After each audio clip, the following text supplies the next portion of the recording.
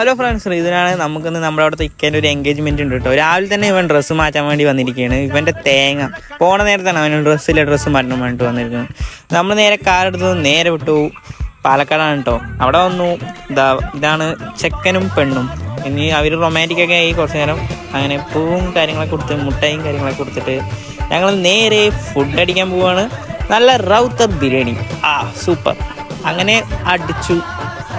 നല്ല ടേസ്റ്റ് കിട്ടോ. പാലക്കാട് റൗത്തർ. നമ്മൾ നേരെ വിടണു. കുറച്ച് 10 കിലോമീറ്റർ കഴിഞ്ഞാൽ നമ്മുടെ കൊല്ലംകോടാണ്. അപ്പോൾ അതൊന്ന് കണ്ടിട്ട് വരാൻ വേണ്ടി വെറുതെ പോയതാണ്. അടിപൊളി കാഴ്ച ഇതാ. കൊല്ലംകോടിൻ്റെ ഭംഗി കാണുന്നു. നമ്മുടെ അവിടെയും പാടവും കാര്യങ്ങളൊക്കെ ഉണ്ട്, എന്നാലും കൊല്ലംകോട് വേറെ ലെവലാണല്ലോ.